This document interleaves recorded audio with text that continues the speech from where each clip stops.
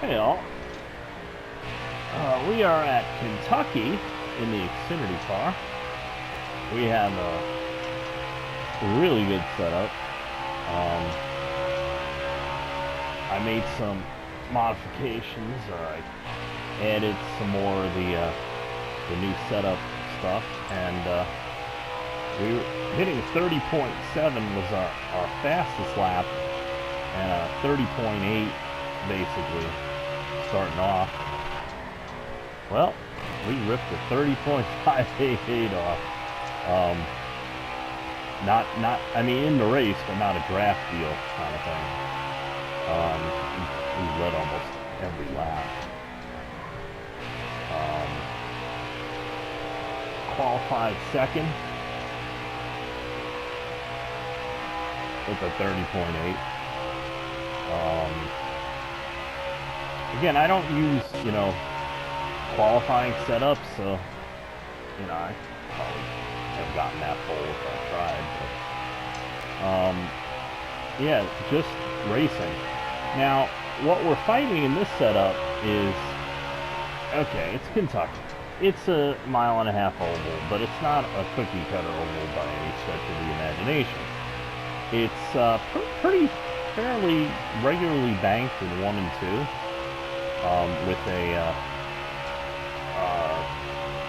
straight backstretch, which reminds me of Texas, because that wall gets closer and closer as the run goes on.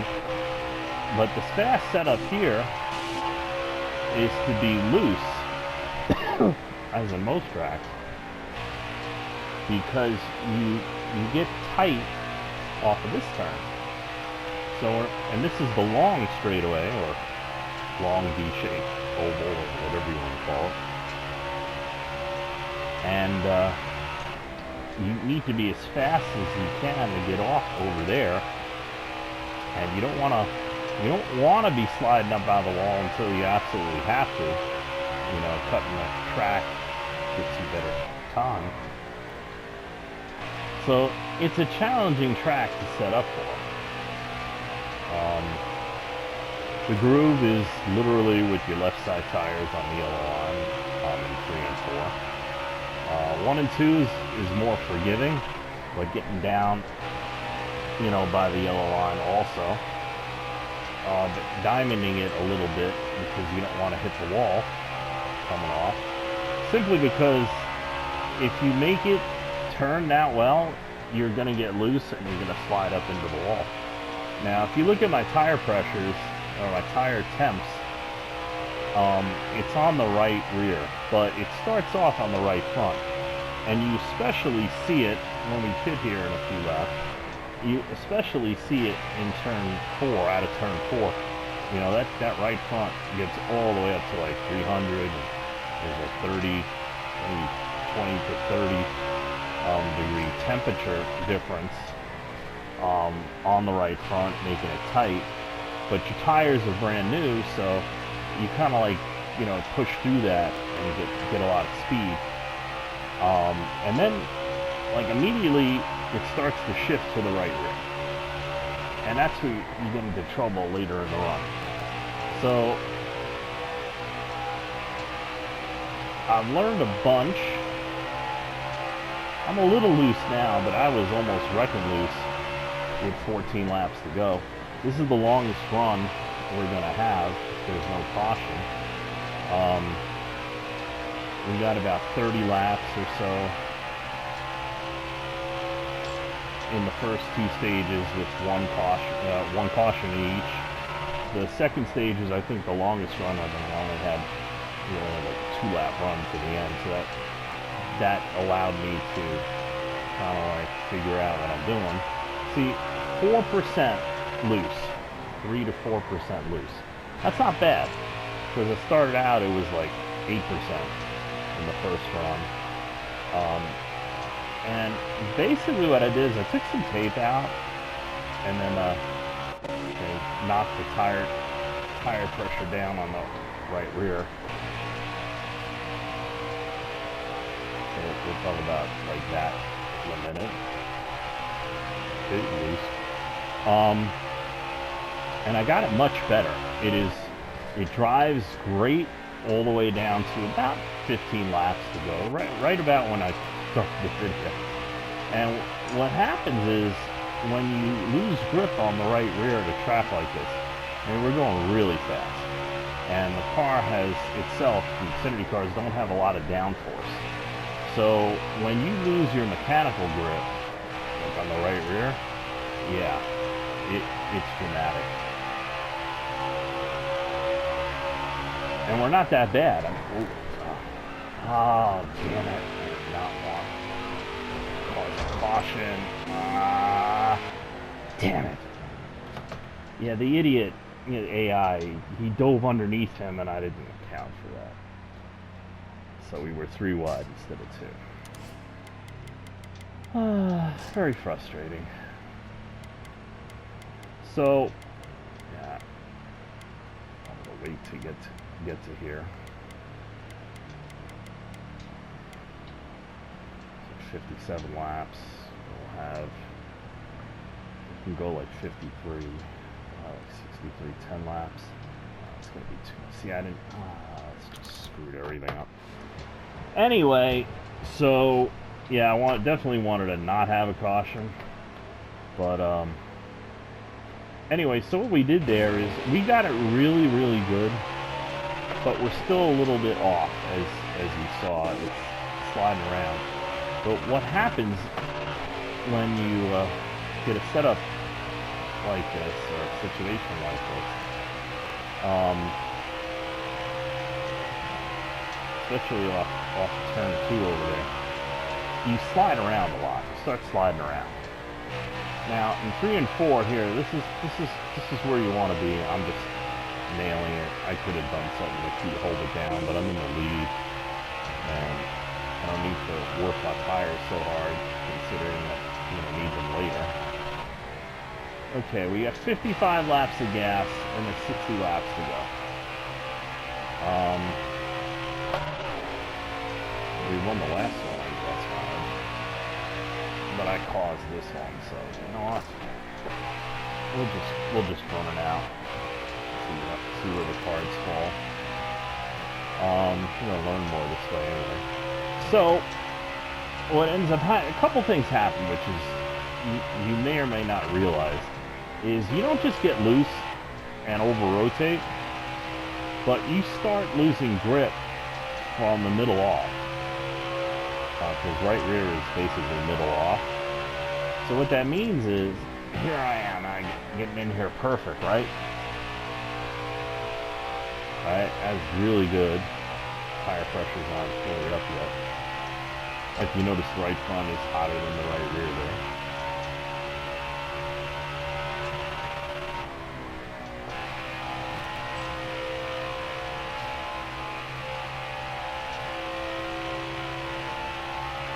Really, really good over there. If you notice, it kind of temps equalized out, 268 to 270 on the right sides. And here the right front goes up. Look, 15 degrees hotter. So yeah, so it starts to slide. So when you get up next to somebody and you're coming off turn 2 here, say, or even 3 and 4, like, with like where we picked up with about 10 laps left in the tank, 15 laps, even 20 laps left in the tank, you become very susceptible to sliding, especially when they take the air off of you and they're next to you or right behind you or something. So it makes you very vulnerable.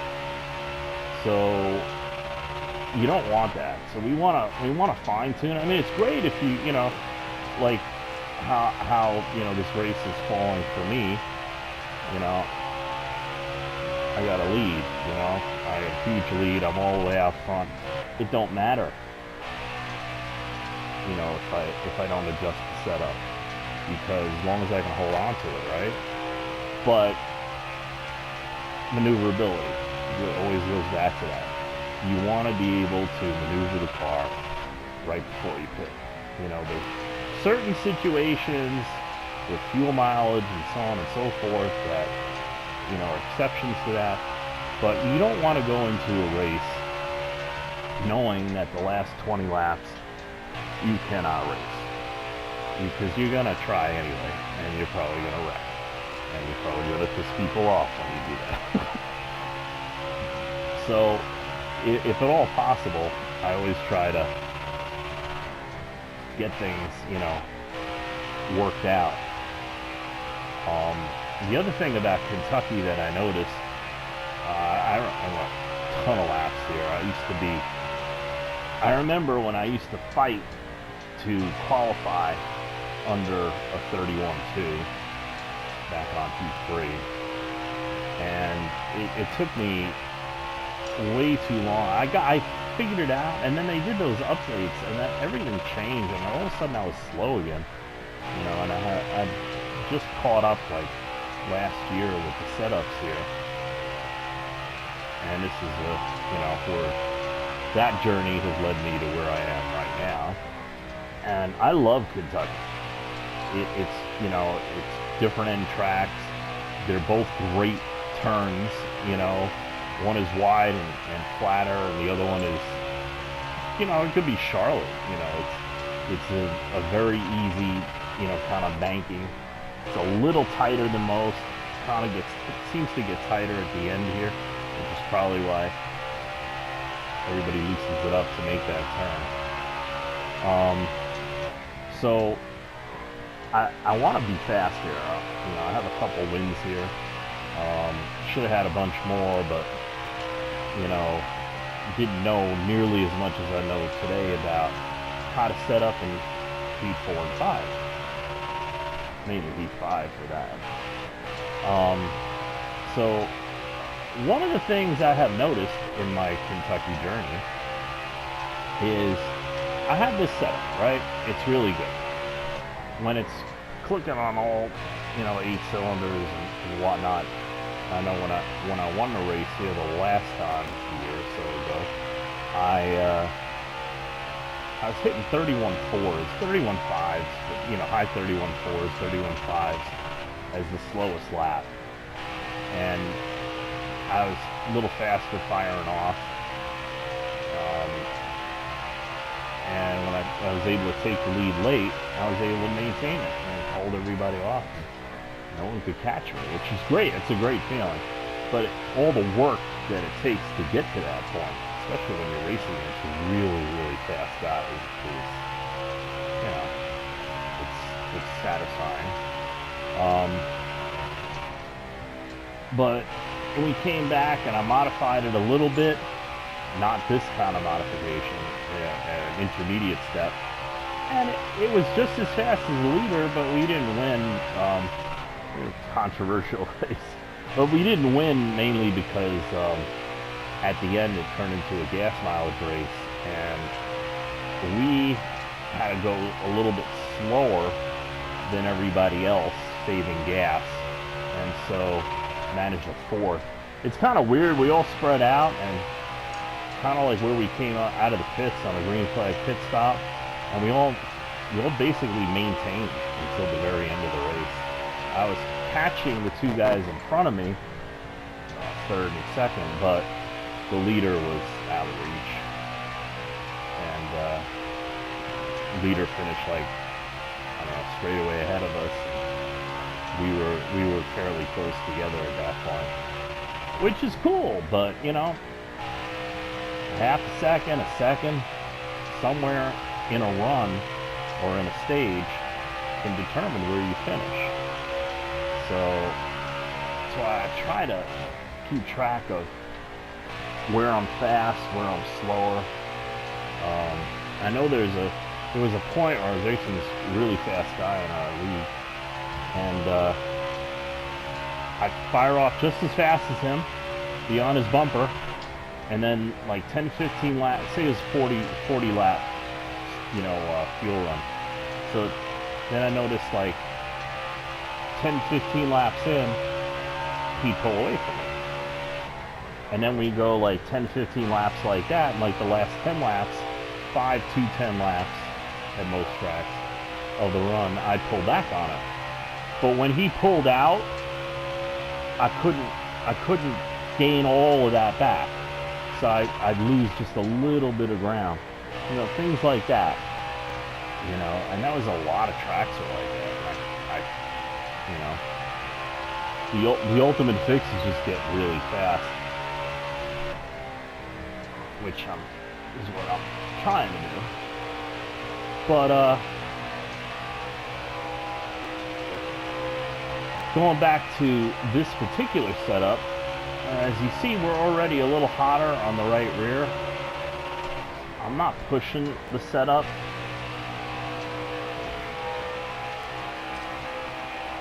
I'm,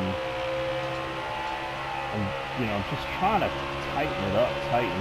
As you see, it's not. You running this slow. Look at the temperatures. So now it just wore the right rear more in that turn, and that's gonna make me looser at the end of the run. Yeah, I know. That's E5. But if they're going a tire wear off for heat, which it seems that they do, if the right front is running so cool, then of course the right rear is going to wear more, right? Because it's running so hot. See how they closer to equalize? I couldn't enter the way I wanted to, but they probably were equal. And that helps keep your balance from getting out of whack too soon. So ultimately, that thing I noticed was where I lose most of the speed is in a particular spot. It's kind of weird. I lose 2-3 miles an hour off of 4. You know, there's marks that I look for the speed, and I lose at the end of the run. By the end of the run, about 2-3 miles an hour. Oop, that was dumb. 2-3 miles an hour at the start-finish line. But where I seem to lose the most, and consistently, is in going through turns 1 and 2. I start out like 170 something, and then it goes down to like 167, and you know, it just keeps falling. And the slower I go, I'm not gonna be able to faster here, but the slower I get through turn 1 and 2 here, see, I'm at 160, and I'm high, so I'm using more track to be even slower. I have a good lead. But here, I rarely get below 150, and I always get to 160 right there, and come across the line, might be a little slower here, 178. So 180, 181 is what I start out, and there's 178 on a slow exit to turn 4, and that's what I notice is like on clean runs, only on clear laps, not when I've made mistakes or get held up by lap cars or have to race them a little bit more. And I'm doing lazy laps because I'm not racing anybody. You know, I could probably do a 10 or so quicker at this point. But just in case I decide to go for it,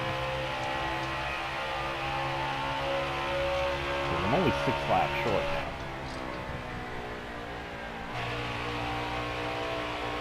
So it doesn't matter. If the caution comes out, I caused that caution, and it's my fault. But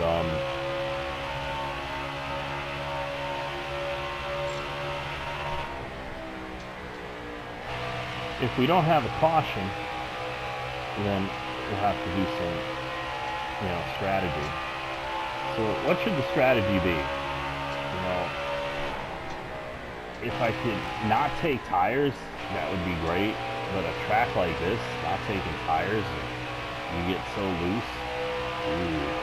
I have not practiced, doing a quick stop and go and what adjustments you need. Typically when you pit on old tires, especially super old tires, you got to tighten it up, or else you might not even make it off the apron back onto the track. Our tires will be so greasy and slick. see, we're halfway through the run. We're at 58 and 57. So as we get down to the end of the run, we're probably going to be. I think I had the right rear. I think we were at 19% when we pitted, or we were about to pit when we had that caution. 2 laps. So we're going to be down in the teens, and that's not a good place to be. And now that suggests, okay, we'll do 2 tires. Yeah, well, you know, if you don't practice how a car feels, like the 2 tires, yeah, you can have a similar kind of situation. All be undrivable. Because what happens when you take 2 tires is you got your left side tires. Hopefully you have a good setup so that, you know, it's balanced. This is a balanced setup on the loose side. And their tire pressure gets all the way up, right? No matter what you put in there, you know, I put 23s on the left or something. Yeah, they're probably closer to 50. And so when you put fresh tires on the right, and, you know, they're closer to 60 starting out, but they'll be probably like 70, 80, especially with the higher temps on the right side. When they get hot, when they're cool, now you have a totally different balance on the car. Essentially, imagine, you know, instead of 23 and 58, right? Now you're going to have something like 50 and 58. And that's going to tighten that thing up tremendously. It might tighten it up so much because the left side tires are greasy that you just can't make it off pit road. You know, it's too tight. And you get tight loose, you spin yourself out. I've experienced all this in these games. So it's kind of a crapshoot, which is why I tend to lean towards saving gas. So you don't have to mess around with that. Now, that's for the balance on my setups, and mainly because I don't practice that kind of thing. The only thing I do practice, I did not practice here at Kentucky, and I don't think I ever did really, maybe once. But I have a general idea, you know, of how much wedge to add if I don't take tires. If I take tires, yeah, doing anything to it, you're already doing something to it, and that, you know, and I have no idea how to counter that at this track. But that's all going to go out the window now, since we can make it from here. So we're doing real good. It's just a little off. Let me try to put those back. When I said 58, I was kind of like averaging. And 30 laps, we're just going to start to get loose at that point, so it's not going to make much of a difference. So, and once again, unless we screw up, the game has handed us a handy win.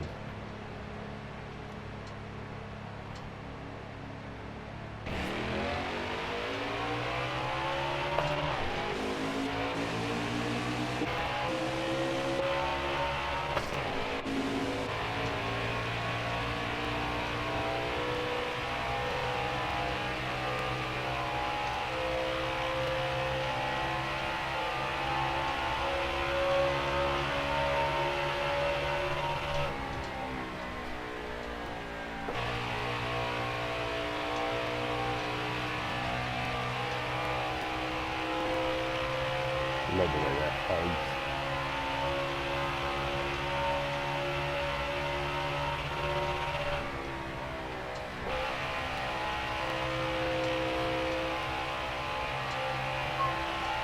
The other thing that I'm typically fighting at this track, which is something I noticed you pretty much deal with at all the tracks to a certain extent, is tight in, loose off. So as the run goes on, it gets harder to turn in, and then when you hit the apex, it gets harder not to spin out. The apex is, when we talk about corner entry, apex, exit, we also talk about transition parts, because, you know, you break it down, that's the different parts of the turns, the 5 parts: entry, transition, apex, transition, exit. And that's, you know, that's 5 parts that if you can get the car to handle great at all 5 points, you know, that's 90% of your battle. Daytona and Talladega, I would venture that pretty much everybody has great entry, great transition, great apex, and great exit. But every other track, P5 tends to, the faster you go, the more you still deal with the issue. Unless you just get it so loose that it's just loose everywhere. But yeah, so that means you can do certain things to loosen it up on entry. I have, which is why I can enter that kind of speed. And I've done stuff to, you know, help the exit, so I can cut the corner, you know, like that. I'm not running crazy laps. You know, I'm not pushing it, I'm just driving it. Because ultimately, you know, if you have to push it, you're going to make mistakes. More mistakes. But if you can get a setup that you can just drive it, like, you know, you're going to the supermarket or something, then, and it's fast, well then, now you got something. Because if you have to push it, that means there's some left in it. And you don't always have to push it, you know, if you're trying to win a race, win a stage, that's the time to push it. You know, you got a little bit extra. Because there's nothing like driving your ass off, nearly wrecking every lap, getting up in the lead, and then getting down to, you know, the first stage and thinking, oh man, I got this race covered, I got it. And then the guy behind you pushes his go button and he passes you like you're not even there, because, you know, you're just pushing so hard just to be there. And that's another thing is, how many times are you leading the race because the guy behind you is letting you? You know, I do that a lot. You know, I'd rather have other people lead. Don't even worry about me. I'll catch you at the checkered flag. That's, you know, that's most of my strategy, because most everybody is too aggressive too early, and I want to lead every lap, get the fastest lap, win all the stages and whatnot. You know, I'm not a huge fan of the playoffs or the stage breaks. I realize they're there. But you know, I've always gone for Dale Earnhardt's philosophy. It's, once he calmed down a bit and started winning championships in 86, 87, I saw the huge benefits of it, as opposed to just winning races. Yeah, believe it or not, he's like, well, if I can't win, let me run second. I can't run second, let me run third. I can't run third, let me run third. This is the man who said second is the first loser, because he realized in the points championship that those, you know, second place finishes, when you didn't do something crazy and wreck and finish last, got you more points. And so, you know, hey, got a second place car, that means you're right there. And if you can finish in the top 5, you know, consistently, the wins will come. And you can also figure out what you need to work on, where you need to work on it, so on and so forth. So I'm, you know, a big subscriber to that philosophy. So I'd rather finish second than third, fourth than fifth, so on and so forth. We get down to the end of the race, and I'm ahead of a guy that I know is faster than me. I will drive my ass off to stay in front of him. And if I make a mistake and I let him by, well, good for him. You know, I gave it my all and came up a little short. You know, that happens. That's life. That's also racing. Nothing to cry about. Nothing to get your panties in a bunch about. When you know you had the opportunity to give it your all and came up a little short, that means you need to work on stuff a little bit. But hopefully you also learned at least what area you need to work on. You know, is it my pit stops? Is it my, you know, setup? Is it my strategy? Because there's many reasons that you can lose the race, and you know, it doesn't feel like you really did anything wrong. Strategy's one of them. just this year, we had an all-star race at Charlotte, next-gen Cup cars, and I had a great setup. I was 10th faster than everybody on the track. I was 10th faster than everybody when they were drafting, and I wasn't. But I didn't show that because we had a strange format, and I'm like, okay, so I'll just, you know, whatever. And I made it. It was elimination, and I made it down. I was one of the 8 cars, I think, that made it to the final 10-lap run. Is it 10 lap? I don't remember. But the requirement was you had a pit. I was the only one that took tires, and the other, I think, 7 guys went on to fight for the win. And it don't matter how fast my car was, nothing. You know, they beat me on strategy. And you know what? We really didn't need to take tires. I don't know. It's like kind of an automatic thing. I really didn't think about it, plan it out.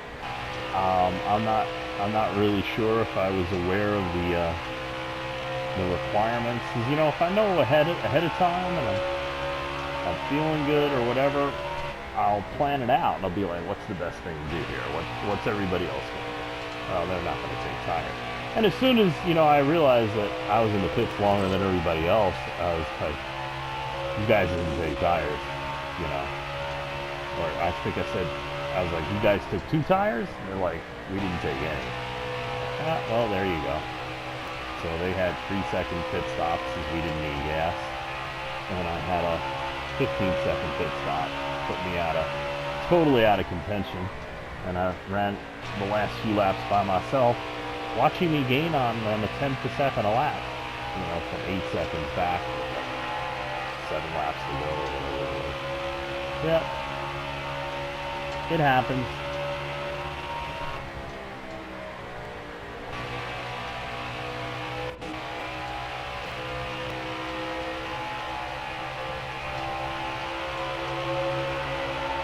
Yeah, the next gen cars are weird. The more cars you have on the track in a line, you go much faster than you did in the Gen 6 cars or the trucks or Xfinity. Draft is always a factor, but those things, you get 20 cars. You by yourself, you're 20 miles an hour slower at Daytona, say, right? Than you could be on your own in the old cars. And then you get on a track with 10 other people and you're like, you know, you're running 10 miles an hour faster than you were with the same number of guys. It's a very strange kind of thing, which means it's a little harder to set up because now you're going faster and slower at different parts of the track. And it's aero.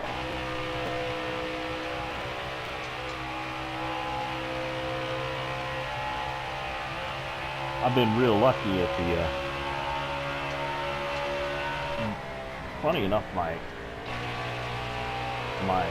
Gen 6 setups have translated really well with the next gen car. Basically, all I got to do is get in there and I got to loosen it up. And the key mainly is to, like at Charlotte, is to figure out the right way to loosen it up. You can't just take wedge out of it. Some tracks you can, but a lot you can't. because that doesn't help it. It helps it a little, and then it goes out to lunch. And so it's like figuring out, you know, do I do it with tire pressure? Do I do it with tire stagger? Do I do it with sway bar? Do I do it with, you know, wedge? You know, got to figure that out. And the biggest drawback is that you can only run a custom setup online. And you can only change that custom setup from the Gen 6 cars. So, in order to work on it, you have to get online with your buddy, run whatever you got. You got to remember which setups you pick, race or qualifying, because it doesn't tell you which one is the last one you were in, which is very convenient until you don't have that feature. And so you got to figure out which one to run, and then now you run that setup. So now, oh, it's too loose, too tight.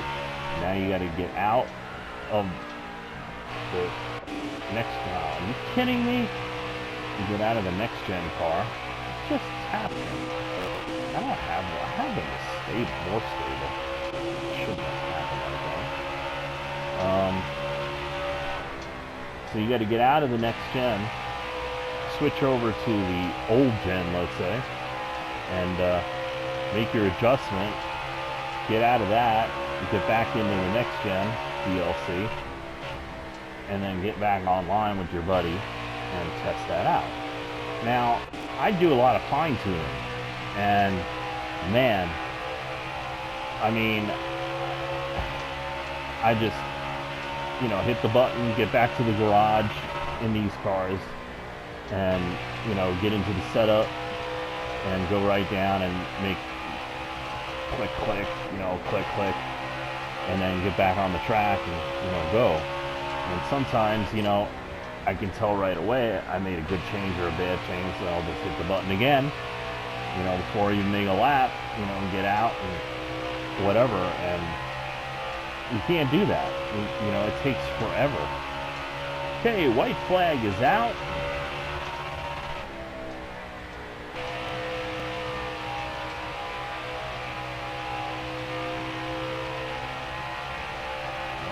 We had a successful run.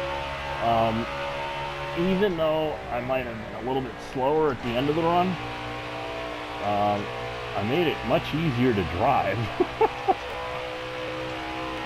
loose. So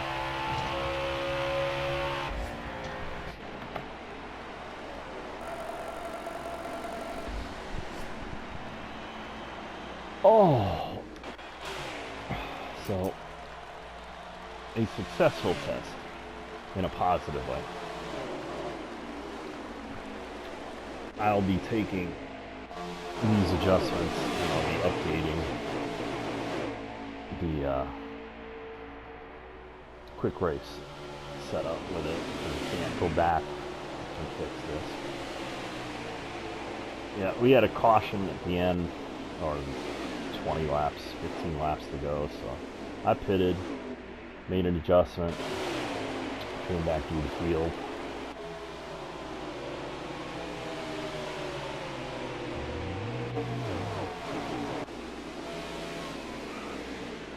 See, if you notice the left front wheel on entry, I'm yanking it. See?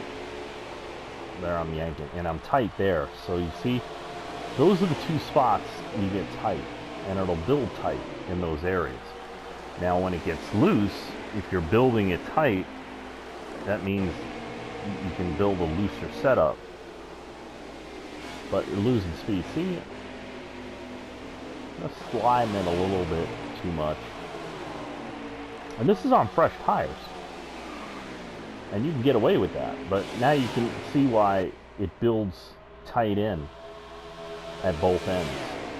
Because in order to, you know, the fast way around at the beginning on fresh tires is to just yank it down. Here, look, see? Yank it all the way down to the yellow line. Right on the yellow line if you can in 3 and 4. So you can hear it. Just slide just a little bit, 4-wheel slide. Don't get me wrong, it's there like that.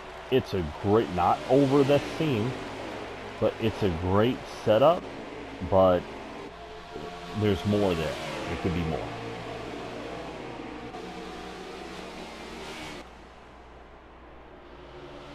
And you also want to be careful not to make it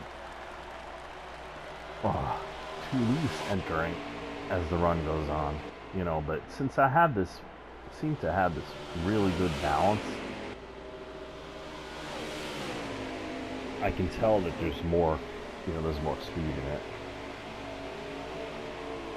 Here's the caution in the second stage. Didn't even show it. The restart, I mean. Here we are, 110 laps in the third stage. Yeah. That was me.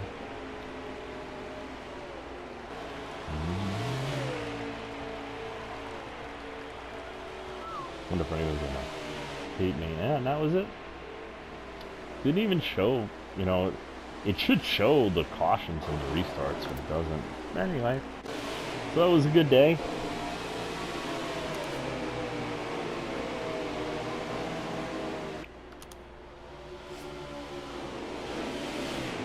Look at that merch payout. Almost hitting 200 grand. Look at that. Merchandise. That helps the win. 10 wins on the season. That is awesome. I'm starting to feel like Rusty. Yep, that's a new personal record. 193 out of 200 laps led. Yep, that's the way to do it. If you can. But any way you can pull off a win is cool.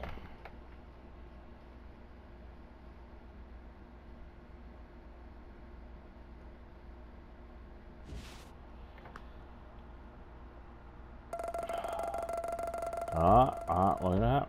Almost 4 mil.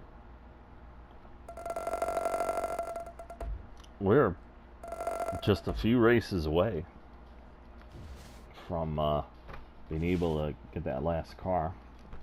Oh, let's see what Cole has to say. You're really improving out there. Just keep pushing. Improving. Thank you. Appreciate it. Boss. I don't remember. Was it Joey Case that I hit entering 3 and he spun out? Shouldn't have spun out, but.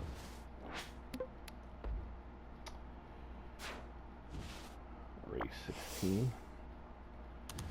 Next up will be Cup at Kentucky. So we're a little slower in the Cup car, which is a theme. I don't know. I guess I grew up with cars with negative downforce and sim racing. When you give me all that downforce, I don't know what to do with it.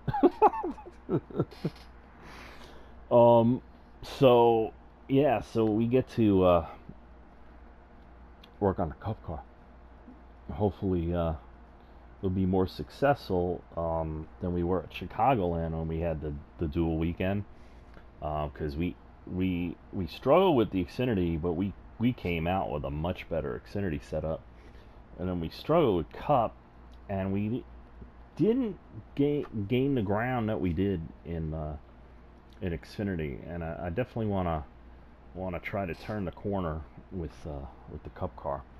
And of course, you know, there's some stuff that I'm doing that can translate to Chicagoland too. In fact, I was thinking the flat parts of this track, so got really good entry and really good exit in turn 3 and 4, which to me is a lot like Phoenix. So I'm like, you know what? Some of the things I'm doing here, I might be able to help the Phoenix car. It probably won't work because it's Heat 5. But yeah, I struggle with the flat tracks. And Kentucky is like the one turn that I nail that's flatter than all the rest. I know New Hampshire is coming up. That's another track that I really like, and I struggle in 3 and 4. I'm tend to be really good in 1 and 2, and then I give it all back in 3 and 4. I have a really good Xfinity setup, but it still needs a little bit more. It's you know, it's not a it's not a setup like this where I can just push and, you know, make up ground if I have to. It's like the older Kentucky setup I told you. Just like, it depends on where you shake out, and then everybody's running the same speed. If I can get a setup at least where I can push a little bit when I need to and gain ground, that would be great. So that'll be next time. Thank you for watching. Please like, share, subscribe, comment, ask me questions, anything. And we'll see you next time.